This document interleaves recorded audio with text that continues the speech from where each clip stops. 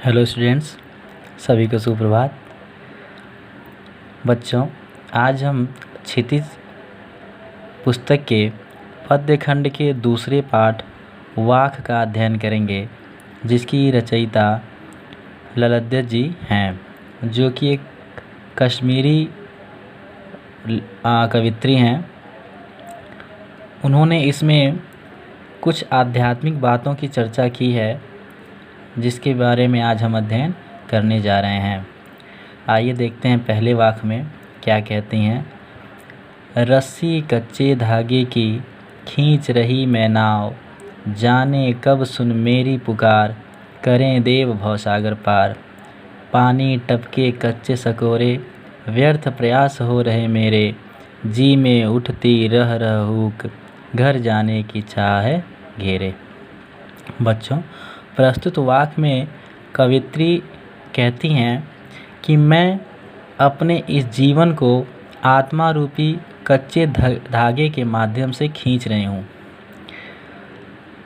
जिस प्रकार कच्चे धागे से नाव को खींचने पर हमेशा यह भय बना रहता है कि पता नहीं कब वह रस्सी टूट जाए और नाव धारा के साथ बह जाए, ठीक उसी प्रकार हमारे जीवन में भी इस आत्मा का कोई ठिकाना नहीं है। यह एक कच्ची रस्सी के समान है, जिसका यह नहीं पता है कि कब यह हमारे शरीर का साथ छोड़ दे और इस मृत्यु लोक से विदा होना पड़े। इसलिए मैं इस आत्मा रूपी कच्चे धागे से जीवन रूपी नौका को खींच रही हूँ और बार बार ईश्वर से यह प्रार्थना कर रही हूँ कि हे ईश्वर, मुझे इस भवसागर से पार कीजिए। परंतु पता नहीं कब ईश्वर मेरी इस पुकार को सुनेंगे और मुझे इस भवसागर से पार करेंगे।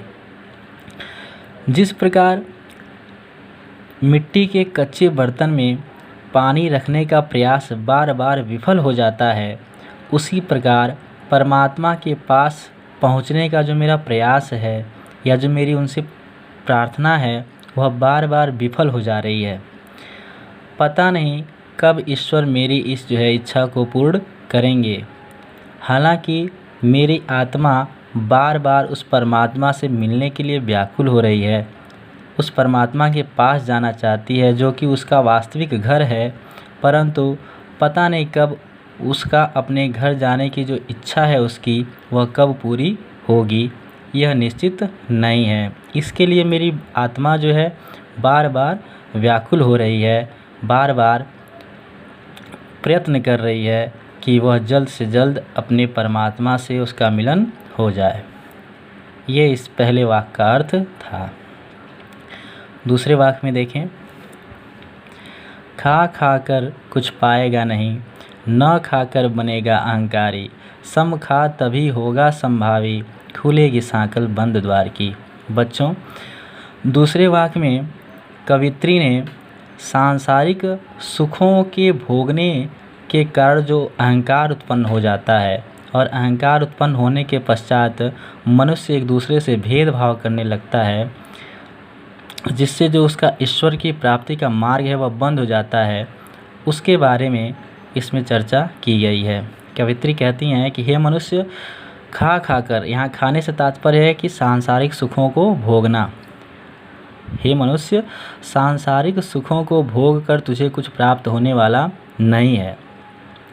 न खाकर बनेगा अहंकारी, यहाँ खाने से तात्पर्य खोकर, खाकर मतलब क्या है, खोकर। और अगर यदि तुमने अपने मन के अंदर के इस इच्छा को नहीं खोया, इस तृष्णा को नहीं समाप्त किया, तो तुम्हारे अंदर अहंकार आ जाएगा और अहंकार ईश्वर प्राप्ति के मार्ग में सबसे बड़ी बाधा है।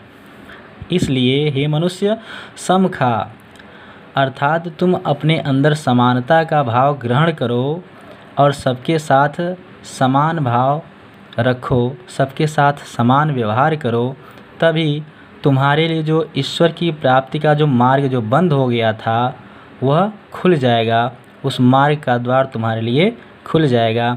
इसलिए सबके साथ समान व्यवहार करो, सबको समान समझो। बच्चों आज के लिए बस इन्हीं दोनों वाक्य को हमने देखा। अगले वीडियो में हम तीसरे और चौथे वाक्य का अध्ययन करेंगे। धन्यवाद।